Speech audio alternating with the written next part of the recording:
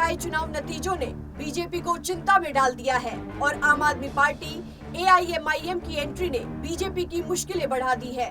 दरअसल बीजेपी की ये परेशानी गुजरात चुनाव को लेकर है।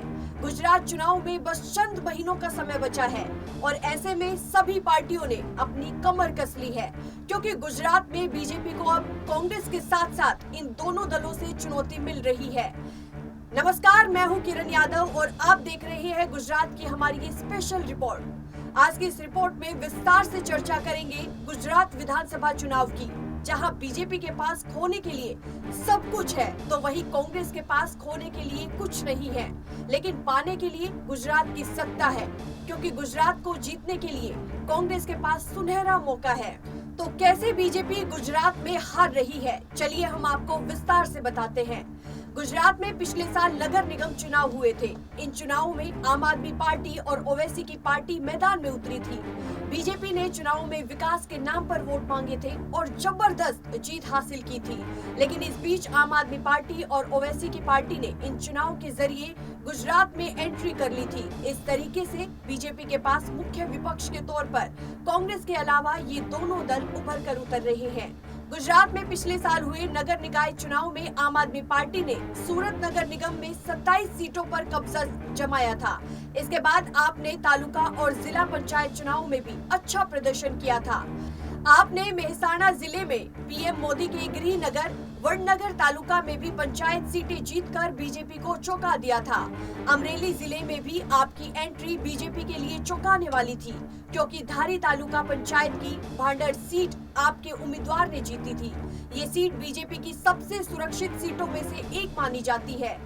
इसके साथ ही आम आदमी पार्टी ने कच्छ के गांधीधाम तालुका पंचायत, जूनागढ़ तालुका पंचायत में 2 सीटें और बनासकांठा के दिसाना के वार्ड नंबर 3 में भी 1 सीट पर जीत हासिल की है। आम आदमी पार्टी और ओवैसी की पार्टी AIMIM की बात करें तो पार्टी ने अहमदाबाद नगर पालिका में कुल 21 सीटों पर चुनाव लड़ा था। हालांकि पार्टी को जमालपुर और मकदमपुरा वार्ड की 7 सीटें ही मिल पाई थी। राजनीति के जानकारों की माने तो गुजरात के स्थानीय निकाय चुनाव में इन दोनों ही पार्टी का मनोबल बढ़ गया है। भले ही उन्हें बहुत कम सीटें मिली हो, लेकिन ये साफ कर दिया है कि बीजेपी के गढ़ गुजरात में भी बीजेपी को चुनौती दी जा सकती है।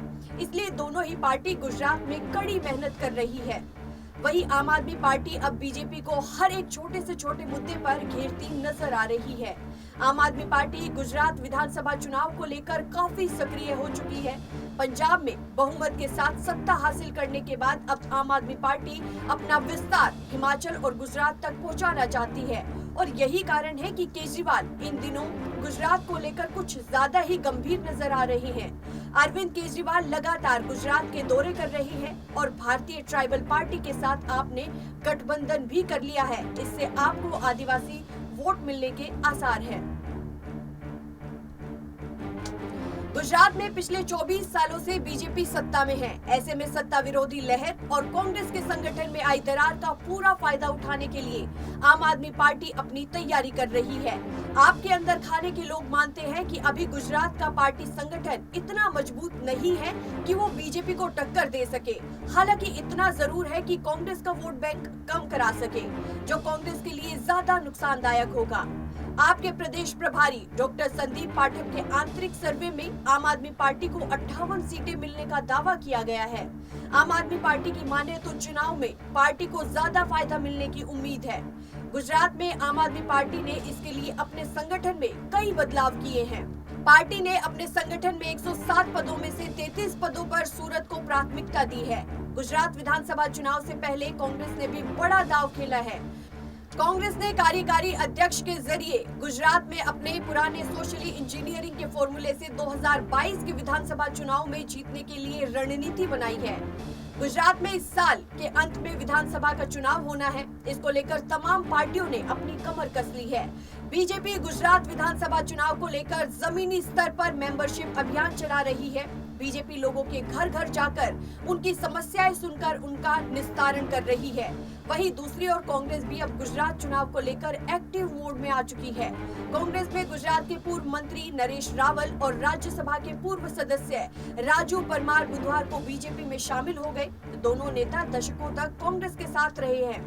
वो कुछ महीनों बाद होने वाले गुजरात विधानसभा चुनाव से पहले बीजेपी में शामिल हो गए हैं। बीजेपी की गुजरात इकाई के अध्यक्ष CR पाटिल ने उन्हें भगवा अंगवस्त्र और टोपियां देकर पार्टी में उनका स्वागत किया। बड़ी संख्या में उनके समर्थक भी सत्तारूढ़ पार्टी में शामिल हो गए। लगातार कांग्रेस को बड़े झटके मिल रहे हैं। बीते कुछ समय पहले की अगर हम बात करें तो कांग्रेस के बागी नेता हार्दिक पटेल भी भारतीय जनता पार्टी में शामिल हो गए हैं। गुजरात कांग्रेस के राज्य प्रमुख की भूमिका संभाल चुके हार्दिक पटेल अब बीजेपी के हो गए हैं। पटेल ने बीजेपी में शामिल होने से पहले कहा, मैं आज से नए चैप्टर की शुरुआत कर रहा हूं। मैं एक छोटे सिपाही के तौर पर काम करूंगा। हम हर दिन 10 दिन में एक कार्यक्रम करेंगे जिसमें कांग्रेस से नाखुश विधायकों के साथ लोगों को बीजेपी में शामिल होने के लिए कहा जाएगा। पीएम मोदी पूरी दुनिया का गौरव है।